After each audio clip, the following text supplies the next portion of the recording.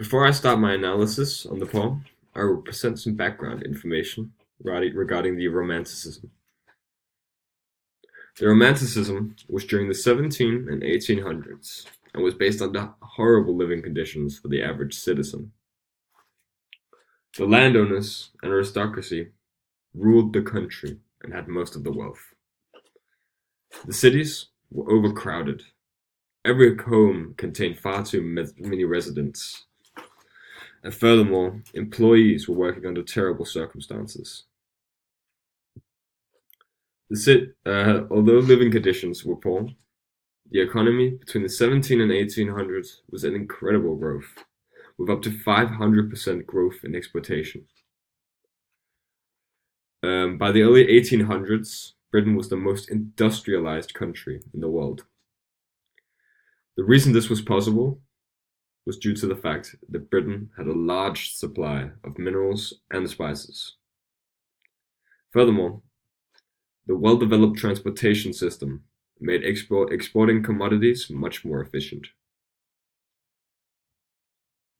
Luckily, towards the end of the time period, reforms were made that, although only slightly, improved the living conditions for the peasants.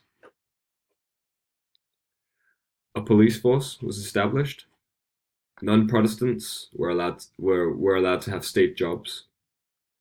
Businessmen and industrialists were given the vote, and the general society had built a starting point for a more democratic and religiously tolerant society. Some of the characteristics for the Romantic period are an increased interest in nature. They considered the poets of the Romantic period considered nature to be morally uplifting. Furthermore, in opposition to the previous time periods, such as the Augustan age, they used their imagination. They saw the beauty in their surroundings and interpreted this with their imagination. The romanticists, they also had a simple style. It was generally rather easy to understand their poems, and they would actually often have some sort of Greek or Latin elements, which we see in this poem too. However, as we see with many great artists and believers, they were quite unpopular during their own time period. These writers would also often dismiss their work, feeling it was insignificant. Just as William Wordsworth was, he wasn't considered to be a true poet before or after his own time period. Now to the poem. The World is Too Much with Us is a poem written by William Wordsworth that I will proceed to analyze. If we look at the title, we already see this profound reflection upon society in general. The world is too much with us. An interpretation of this title could be that humans and mankind are a burden on the planet. Now, this makes sense due to the fact that Romanticists generally had a heightened focus on the connection between nature and humans.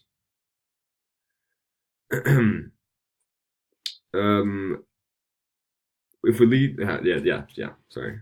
The first few lines that we read, we see this complaint, where an interpretation could be that Wordsworth is expressing that society is destroying itself with consumerism. We see this in the phrase, getting and spending, we lay waste our powers. When we get deeper into the poem and look upon the second and third stanza, Wordsworth talks about the alienation between man and nature. We see this when Wordsworth says, from this, for everything, we are out of tune. Now here he's saying that mankind has distanced itself from nature, and that man and nature are no longer on the same wavelength as they once had been. Now he also talks about how the seas and the wind and how they no longer have an impact on us. He says it moves us not. He's saying that we're no longer susceptible to the influence of nature. Once the seas were the limit, and now they had just a different means of transportation. As we reach the final stanza, we see the repeating themes of consumerism, industrialization, and mass production. Wordsworth wishes the times would return to the old days, when mankind and nature were in sync. We see the wish for civilization to be as it once was, through the excessive use of the Greek gods that represent the early days of society. The reason I have deducted the themes of industrialization and mass production are due to the fact that the time period experienced this heavy economic and industrial growth. Now, if we are to compare this poem to one of Wordsworth's previous works, we could look at The Tables Have Turned. We see the same characteristics from the Romantic era through this theme of nature. We see that he wishes for mankind to stop for a second, take a breath, and enjoy the beauty of nature. He wishes for times to go back to what they once have been. This is very common for a poet of the era, to want humans and nature to intertwine. Thank you for listening.